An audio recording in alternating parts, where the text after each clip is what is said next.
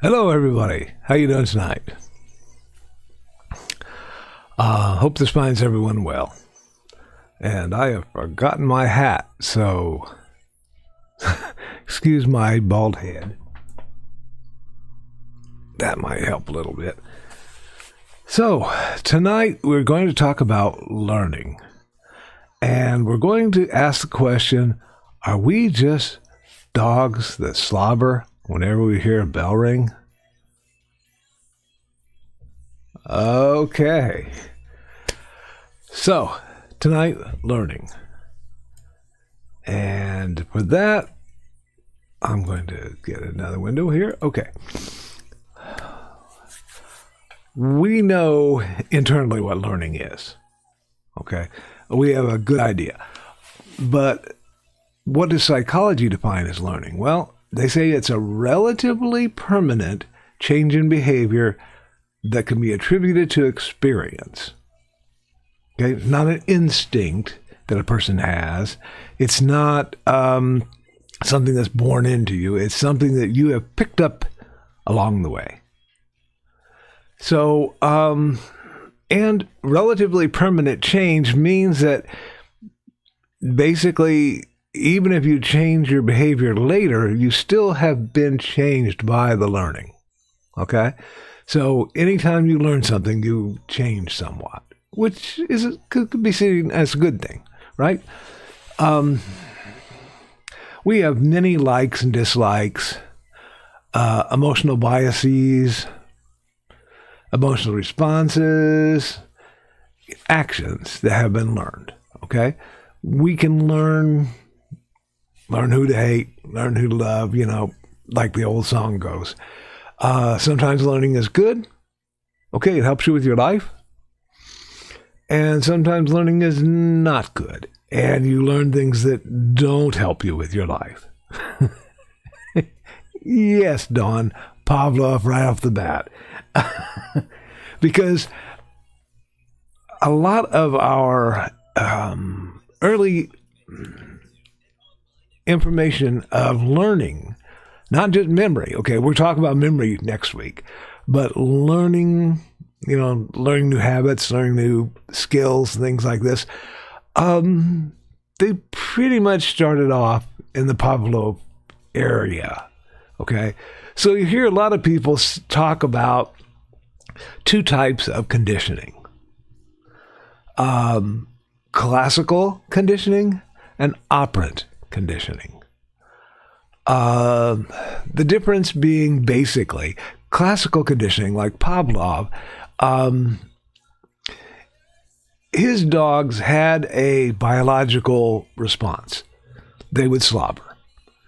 When they would hear the guy coming in to feed them, they would start slobbering. If he was late, they wouldn't maybe slobber as much. And then they started ringing the bell, and the dogs would salivate and slobber when they heard the bell, because they knew, hey, it's feeding time. That is a classical conditioning. It's a response you already have in you, pretty much like an innate or instinctual response.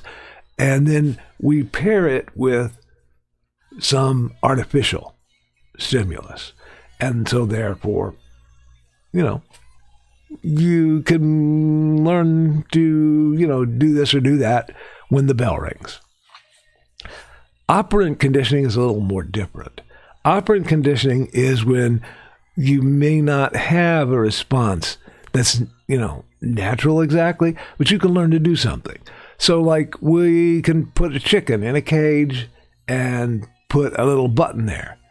And the chicken will learn if it hits the button, it gets a little piece of corn. So it learns to hit the button. When it's hungry, it gets a piece of corn. That's an operant conditioning. So you'll hear a lot about these. I'm not going to go into them in great detail or anything like that. But both of those are based on some sort of reinforcement, some sort of reward that you have to get to make you keep doing whatever it is.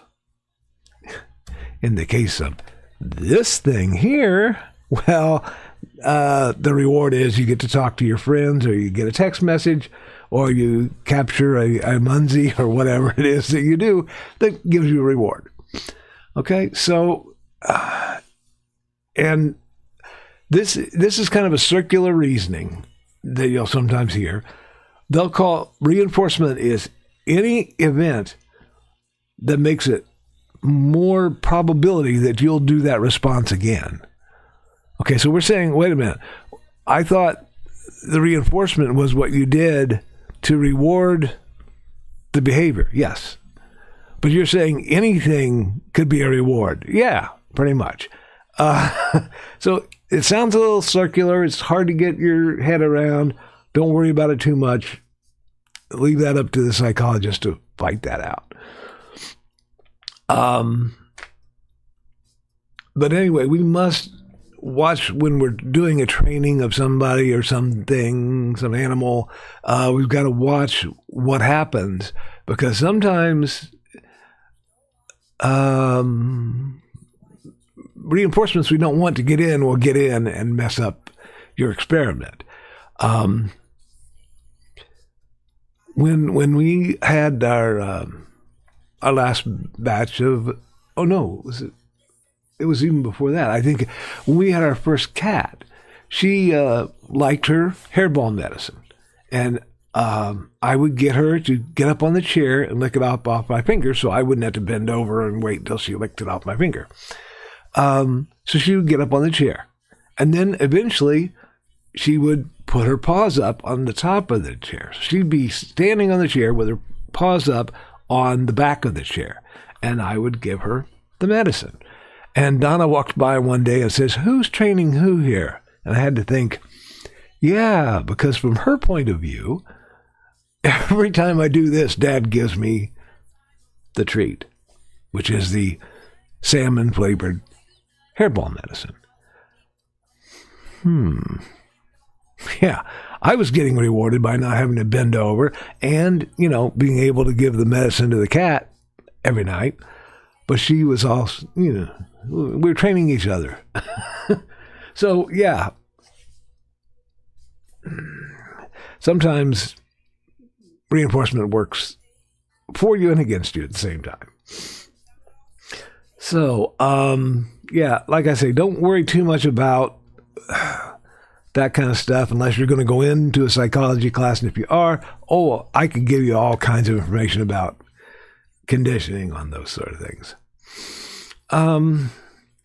Basically, though, every time one of these training sessions happens, if the response is made and the consequence follows, that will strengthen the learning that's happening.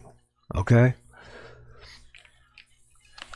Now, there are a couple things that happen, though.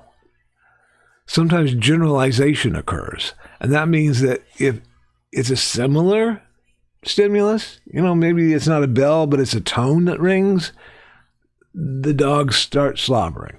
Okay? That's generalization. So, they kind of wander off of the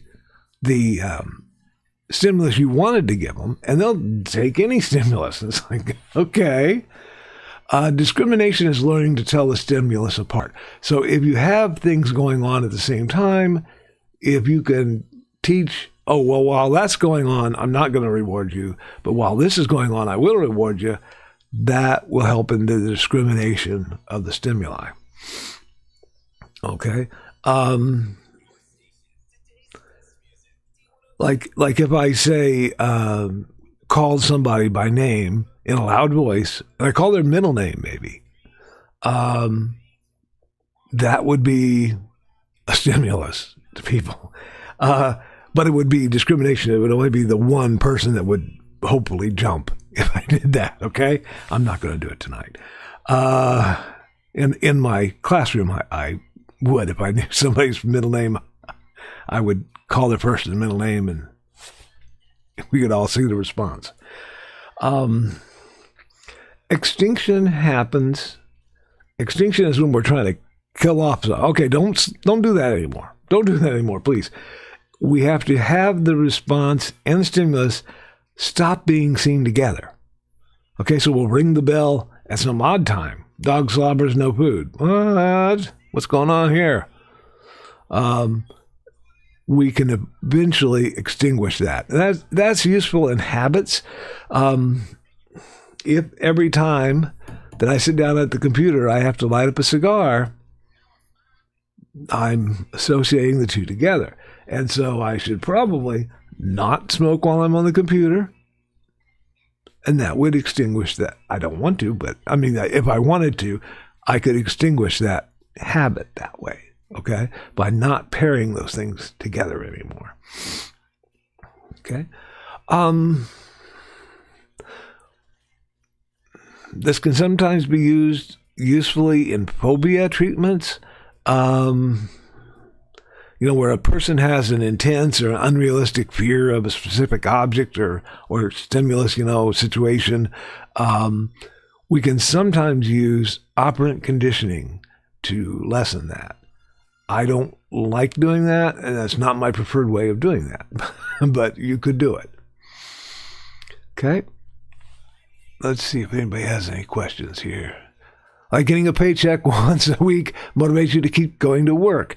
Yes, Dan, that is right. And as Donna says, especially if that's your only motivation, yes. When we start talking about extinctions, I think that is further on in this particular lesson, but I'm going to talk about it a little bit. When you're trying to extinguish a learned behavior, it can be very difficult because once a person learns a behavior, and it works for them once, they'll keep doing it again and again. Gambling, okay? If a person gambles and they win at one point or another, they could lose the next 5 times, but they won once and maybe they'll get rewarded again. Maybe they'll win, $1 or $2. Oh, okay. So it's very hard to extinguish that because sometimes if it's like every time, like the paycheck, you're getting that paycheck every week. If you miss a paycheck, you might say, well, I'm not going to work here anymore. But in gambling, people will do it on a intermittent basis. And that is one of the hardest things to extinguish. So if like one week you get 2 paychecks, the next week you don't get one, then you get another paycheck normal, then you get 2 paychecks, then the next week you don't get one, and the next week you don't get one, and you're thinking, okay, I'm going to get a paycheck sooner or later, or 3 maybe, who knows? Those kinds of things are very hard to extinguish. And that goes into dating behavior too. I mean, if a person's going out on the move, I'm going out tonight, I'm going to find me some honey. If they have success once or twice, then they don't have success for a while. They'll still try the same old line. They'll try the same. Maybe it was these lucky pants that I wore that one time. So people can develop almost a superstition about learning and habit and reinforcement. And so these can be hard to break. Okay? I was talking a little bit about how our cat used to get her medicine. She'd hop up on the chair and I'd give it to her. And then the next thing was I wanted her to get up with her feet on the back of the chair. So she's even higher. I have to bend over less. I would get her to do that by maybe moving my finger up a little each time. And she would steady herself. And then she'd say, okay. So that's shaping the behavior. And you can do it in one of 2 ways. You can do it like I just described, or you can wait until the person or animal does whatever it is you want and then reward them real quick. Like, okay. So last time I had to get up and put my front paws on that back of that chair to get the medicine.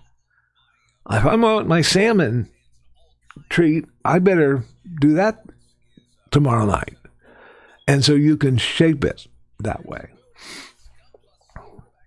So That's another thing. This is why it's so important to take a baseline of behaviors. If a dog just slobbers all the time, how can you tell that they're learning to slobber at the sound of the bell? You can't, because the baseline is they slobber all the time. So you have to take your baseline readings first. So we'll watch a person for a while before we try to teach them something, and then we'll swoop in and start the treatment. Okay.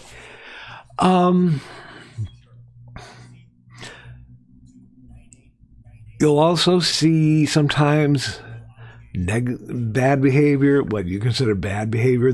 It's not the behavior you want, okay? Then maybe seeking negative attention, like that kid that always acts up, okay? We have a cat that likes to jump on the table, the dining room table. We don't want that. So we start ignoring when he does that.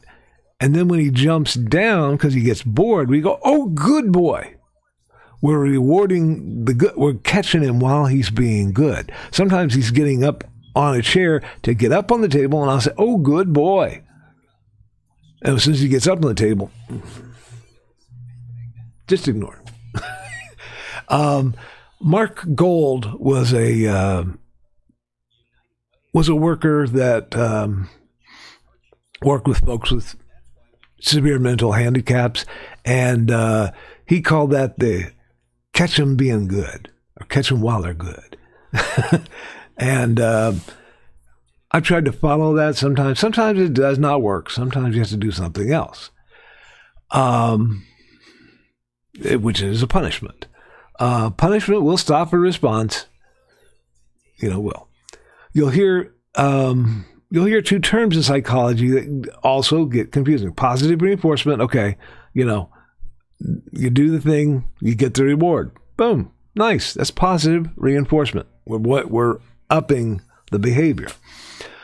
Negative reinforcement is not punishment. Okay? So negative reinforcement is sometimes a term that's used, which I really don't like the way they use it. But okay.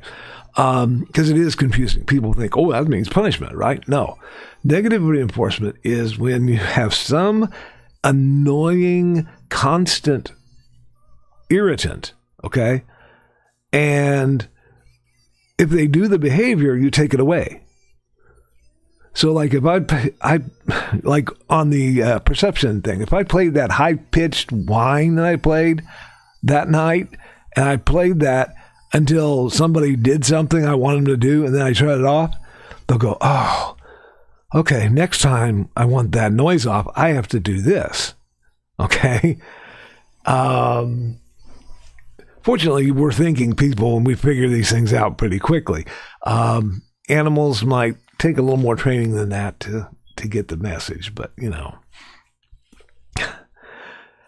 yeah, Dan, if the dog is getting in the bed as soon as it gets dark and you get in the bed, you're providing a positive reinforcement to that. You're teaching the dog, okay, yeah, it's dark. I'm going to go to bed because the dog says so. I have the same problem with cats sometimes. They know exactly when 9 o'clock is, and they're like, you better be getting to bed soon, mister. I'm only reinforcing that by doing what they want. So yeah, it can be a dangerous game if you play along with them to make them happy. Yeah. Okay. Foxy says that Inigo their dog is learning to use technology. He's figured out how to use his nose to change what's on her phone or tablet. Yeah. The electrical conductivity in these phones is good for our fingers, but also, yeah, it'll work for a dog's nose. And they can swipe left and swipe right on you. Yeah. Yeah. And once he's learned that and he's gotten something out of it, whatever it is, like whatever it is changed, it could be, oh, hey, I swiped over and I saw another video that I liked better. It's a squirrel. Or It could be, this is annoying. I'm swiping to get rid of it. That's a negative reinforcement. So we've taken away the negative, the negative stimulus and replaced it with a positive one. Oh, yeah, that's a much quieter video. Thank you. I like that. So it's very difficult to unlearn that, get him to unlearn that. Unlearn it from him, I was going to say, but that doesn't make any sense. Okay. We can sometimes delay the reinforcement. Dan was mentioning about the paycheck. You don't always get your paycheck on the day that, you would like to have it. Sometimes you have to wait until the next pay period. I worked today. Can I get paid today? No, we only get paid every other Friday. Oh, okay. So that delay of reinforcement can keep that person working a little longer. So yeah, it's not only just paperwork. It's a psychological way of keeping us all working until the next week.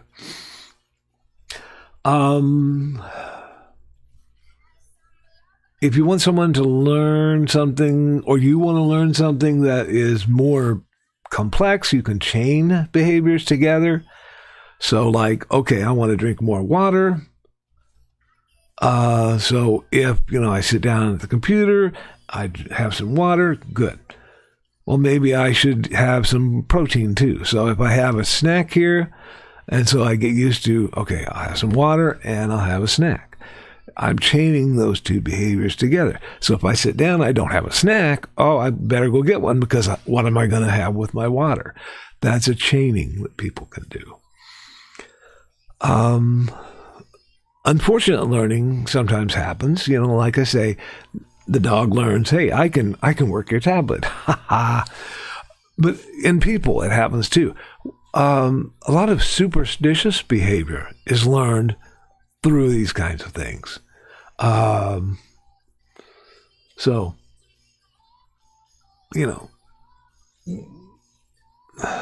it's very difficult to get rid of. Okay. It might take a while of different kinds of logical exercises and therapy to get a person to get over a superstition or get over a habit that's not helping them. And that's what I always look for is the habit helpful, or is the habit harming you in your life? We were talking about dating, okay? If something were to happen and I had to go out and date again, I don't have those lucky pants anymore that caught Donna. Damn, I'd be in trouble now. And any special lines I learned that might have helped me get along, those aren't going to work in today's. I'm in trouble. So yeah, sometimes behaviors don't help us as much, and they're maladaptive to us even. They even work against us. And that's the time that therapy might be helpful to learn why that's maladaptive to you. We were talking about the going to Vegas and the schedule reinforcement. It seems like you could do two different ways of reinforcing that behavior. If they really wanted to get a new gambler, and a compulsive gambler too, they can try a fixed ratio, which means like every third spin, you're going to win. Well, are you going to stop on the fourth one? No, because you've learned the third one is going to be the winner. So you'll keep putting the coins in. Ching, okay, ching, here's the third one. I'm going to win now. That will keep you going for a while. But after a while, your arm gets tired and you got to quit. So the fixed interval sometimes works better. And that is only during certain times will you have the win. So you kind of learn, oh, okay, I win the most when I go to Vegas. I win the most when I first sit down and after 9 p.m. Maybe they loosen the slots somehow. I don't know. But, you would you would learn you have to stay until 9 because I'm not going to quit while there's still a chance I'll win, And then there's variable intervals. So the interval can change. Like if your boss gives you a bonus at certain times, you're like, oh, okay, that was unexpected. All right, yeah, I'll stick with this because I got a bonus, and who knows when the next one will come? Well, only the boss. So, but you don't know, so you just keep plugging away. Okay? Don asked if Kathy and Munzie has learned habit. It can be, yes. If you play a game, like we play a game, and you get a reward, get your little virtual points or whatever, then you can get that into a habit. Yes. Now, whether it's a good habit or bad habit, that remains to be seen for some people. Dan says, my sports team wins most often when I wear my lucky socks. I better wear those socks every time so they'll win. Yes. And sports people are very much superstitious in that way. You'll hear stories about baseball players who, will have to wear these particular socks. And if they're told you can't wear those socks, they'll wear the regular socks on top of those socks. They're wearing two pairs of socks because those are lucky. Those are going to win. So, yeah, very hard to work that out. Okay.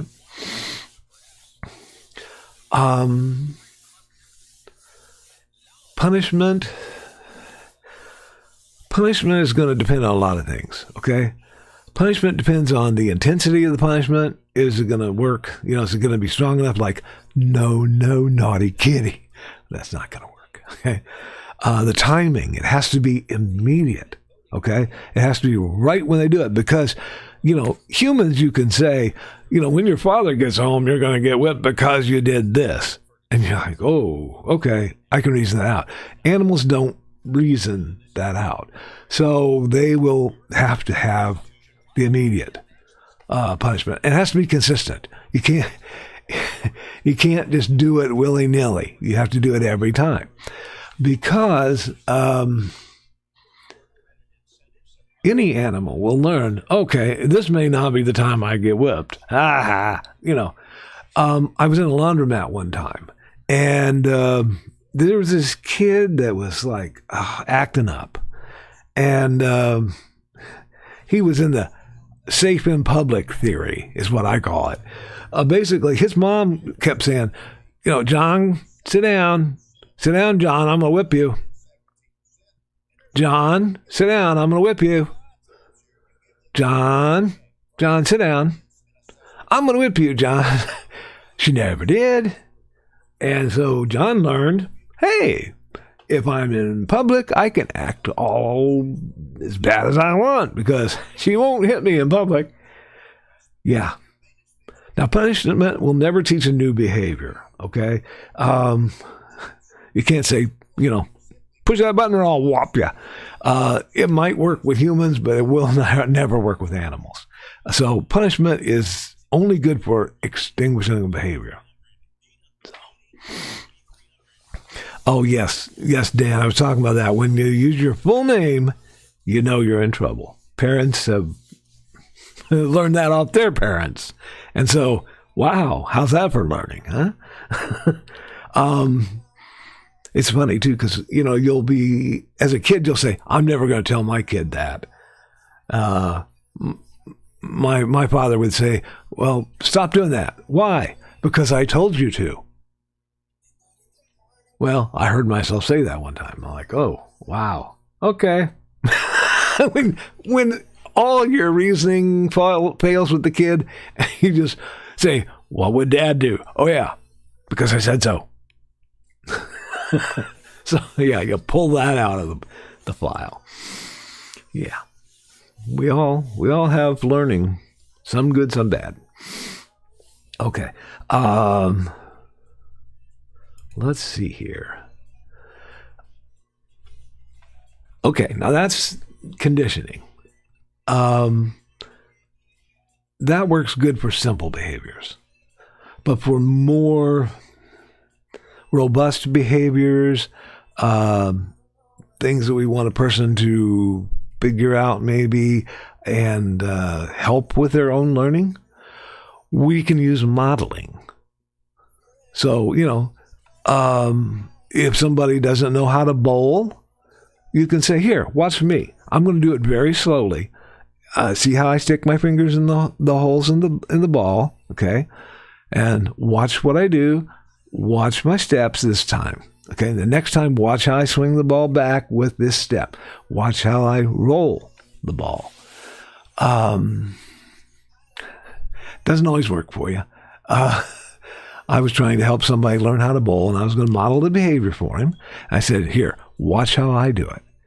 And I don't know what happened. I must have stepped on my shoelace. I took a couple steps. My feet flew out from underneath me, landed flat on my back. Next thing I see is the kid looking over me like, Mr. Carl, I don't want to do that. Okay, go sit down. You're all right. So, yeah. But yeah, modeling is a good way to teach a new behavior. Sometimes, you want people to discover things on their own. So you'll say, okay, now you've done this. Now, what happens if you do that? What happens if you do this? So we might model to a little while and then say, now go out and experiment on your own. Hello. Come on up. Up. I've got cat on my lap now. She's learned. Conditioning. So one of the things that people worried about, at least when I was a kid and into my teenage years, was, okay, modeling, that's great, but what are you showing people on TV? You're showing them like violence and things. Does that make them more violent? Okay, maybe. You'd have to do the baseline, some kid that doesn't watch television, and then you make him watch television and you see, well, does he do more violent things now? I mean, you can say, well, in 1993, well, okay. They counted on television in 1993, they counted, and there were 1,846 acts of violence in just one day of television viewing. 1,846 acts of violence. So, does television teach you how to be violent? Yeah, probably. And it probably teaches you how to do it better than you were doing it before. If you're a slap fighter and you go, oh, wait a minute, that's not how those guys are doing it. I mean, okay, you only have to go to a Power Rangers movie with a bunch of kids and then ask your knees and your shins if they will learn violence off of a screen. Yeah, they will. So, yeah.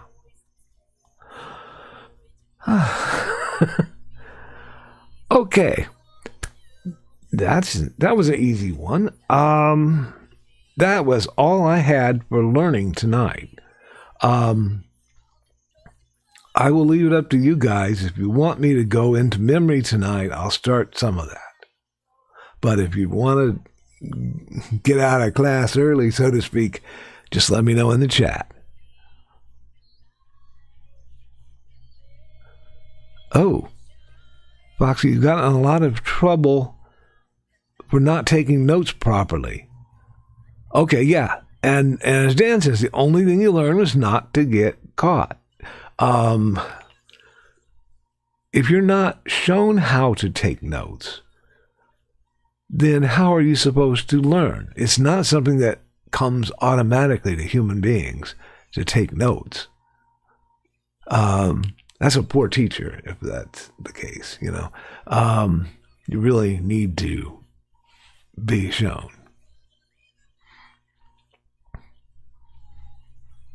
Oh, just keep talking, Dan says. Isn't that what everybody else feels too? All right. Well, let's go. In with learning, for the humans at least, and for some animals like this kitty cat here, memory plays a lot to do with learning. Memory is a mental system we have that helps us store, retrieve, organize, alter, and recover information. Okay? All those things. Basically, memory lets you store information and pull it out later. Not always perfectly. Sometimes we alter memory. But this is what memory does for us. There's something called encoding, which is how the brain works to code that information into something that you understand. Okay? So somebody starts talking about the atom, and they start talking about electrons circling around and all this stuff, and you think, well, that sounds a little like the solar system. I know the solar system. Okay, so an atom is kind of like the solar system. That is an encoding strategy. You are fixing that so it can go in the brain and connect to something else. Storing is pretty much an automatic procedure. We don't have much control. We can't say, I'm not going to have any more memories formed today, thank you. You can't do that. It happens whether you want it to or not. Okay? And then retrieving is iffy sometimes. There's things we retrieve right out of memory just like that, and there's other things we can't. And as I get older, I find I have trouble more with coming up with names and words. It's kind of like an aphasia, but not quite. I know exactly what I'm talking about, but the word to describe that is just not there. It's on the tip of my tongue. I just can't do it. Oh, Foxy says she's more likely to doodle pictures than words. Okay. Actually, that's going to come up next week. You were probably doing a much better strategy than writing down all the words. If you can draw the picture, you're encoding it into the visual portion of your memory, which is actually stronger in most people. People can learn through their ears. They can learn mostly through their eyes. They can learn by writing things down. Because sometimes when I was in school, I would remember, I wrote that. What was that word I wrote? It started with an M. Oh yeah, I can remember writing something down. That's really odd. That's not a memory that most people can pull on. But it happens more with sports people and people who are into dance, because they have that proprioceptive memory. Remember we talked about that before? Proprioception, knowing where you are in space, and they can remember movements better. So, there you go. Joe was lucky in chemistry class. The teacher allowed him to use a laptop to take notes. And he was able to type faster than he could write and was able to take better notes. Okay. I heard somebody the other day on a YouTube video talking about how actually taking notes on a laptop was not the best way to do it. Okay, yeah, you get more notes, you get, more stuff, but do you ever look at them again? Do you remember writing them down? Do you remember seeing them on the paper? There were times I'd be taking a test and I would look back in my mind and say, okay, that was written on the upper right hand portion of my notes. Ah, yeah, I got it now. Okay, but you don't get that if you type it out. So yeah, sometimes it takes your brain and your thinking process out of the equation when you type things. But if you really do go back and go over those notes again, that's good. But a lot of people don't. They'll just type them up and okay, yeah, I did it. I took the notes, and they don't look at it until test time. And yes, Dan, it is much better to learn by doing both. You're listening and you're writing it down. That is part of your encoding procedure, okay? Because you had to encode what was said into a written word, and then it is in your memory as both. You can remember hearing it, and you can remember writing it. So, yeah. Writing is a mnemonic system. We're going to talk about those next week, Donna. But mnemonic systems are things that help you to learn, help you to memorize. Okay? And Thesis says, I took better notes in my philosophy class and did in other classes because I was interested in the material. Bingo. Very good. That's something I'm going to talk about in a little bit. The interest you have. Okay? Very important for learning. And memory, especially memory. Yeah, Donna, if you have an auditory processing disorder, your notes are not going to reflect what was said. That's a problem, you know. For that person, I would say either a tape recorder, or if it was a person with a learning disability that was in a class that I, would have control over, I would ask somebody else to take notes for that person. And here, we'll get a copy of Stephanie's notes because they're the best. Okay, so that helps. Picture encoding, Dan says, the picture encoding explains why I can draw a map of an imaginary place where one of his stories happens. Yes. Yes, exactly. We're going to get into something you're going to like in next week's lesson here. Joe said we were writing notes in our notebook, so it was just doing it in electronic form at that point. True. It's just how you do it afterwards. Okay, yeah, you're printing it out. Yeah, good job. I've just heard too many stories from others of people who did it on a computer and then didn't look at it again. So I was like, yeah.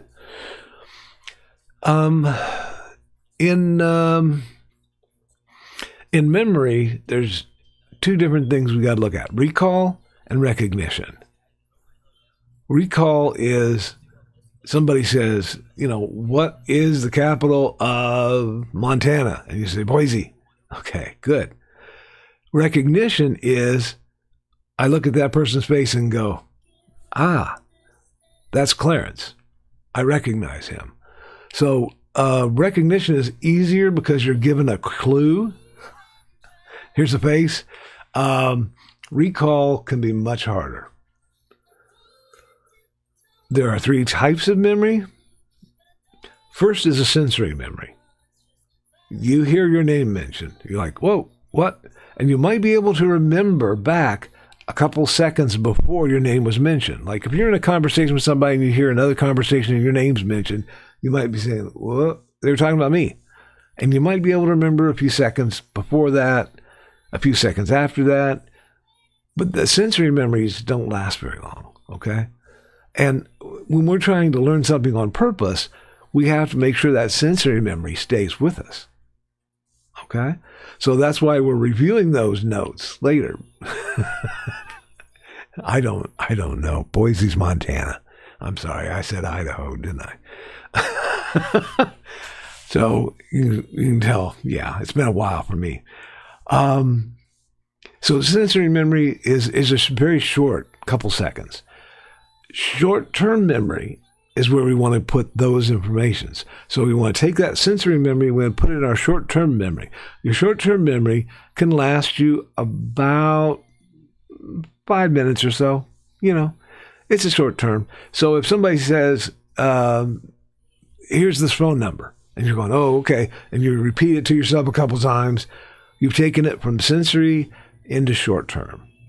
Okay, and you'll probably remember it for a few minutes, and then you'll promptly forget it because you had no reason to keep it, right?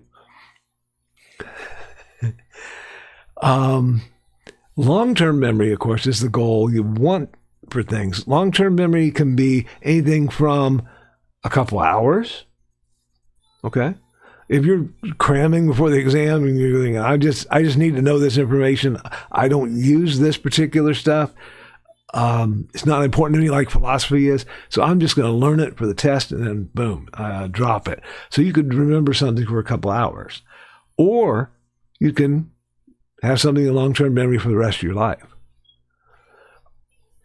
It's how you work it into long-term memory that's going to determine that. Okay? So we will talk more about that next week, okay? But I think, okay. I had it right? Okay, Boise, Idaho, and Helena, Montana. Thank you. See, it hasn't been that long, I guess. Yay! Anyway, one of the things, though, that people ask is it harder to learn something the first time or to relearn it? And it is much easier to relearn something.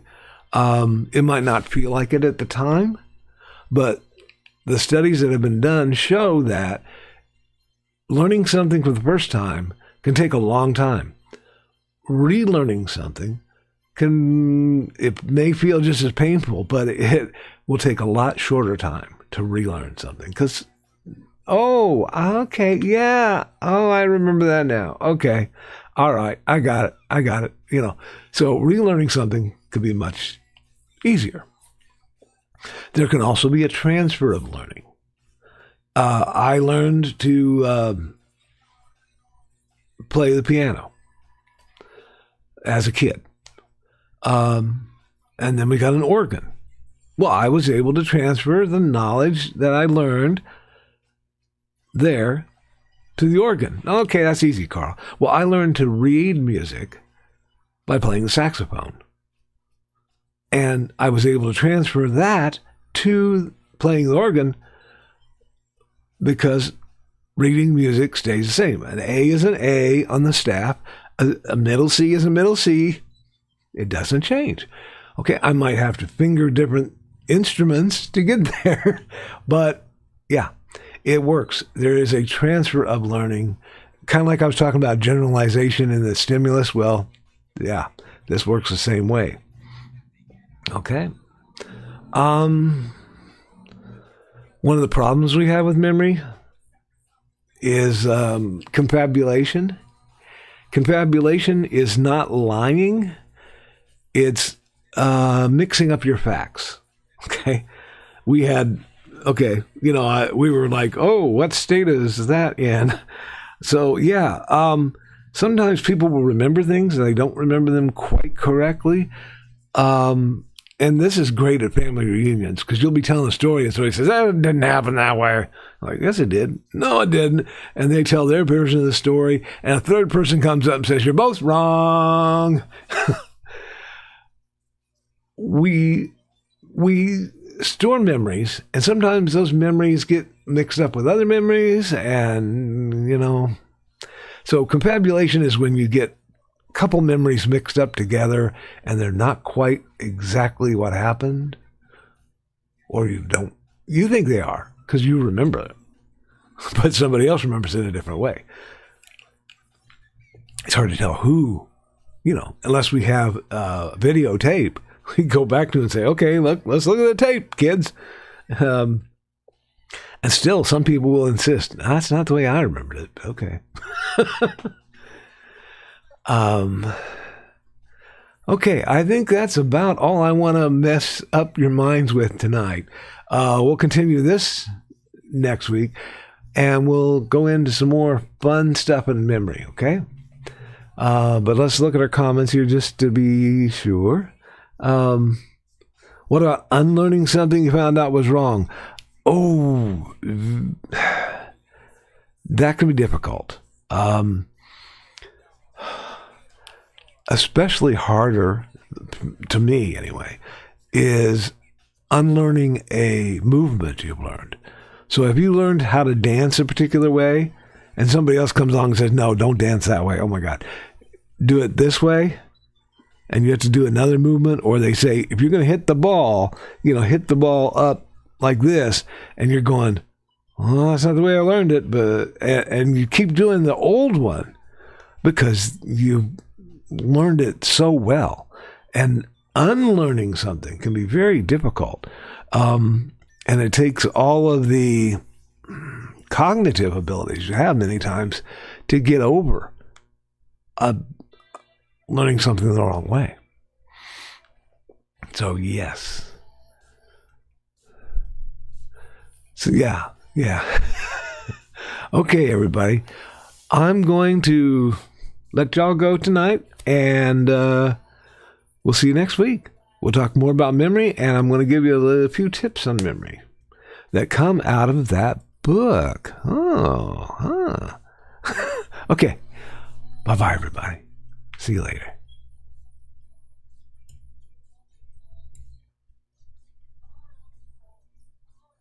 Whoops.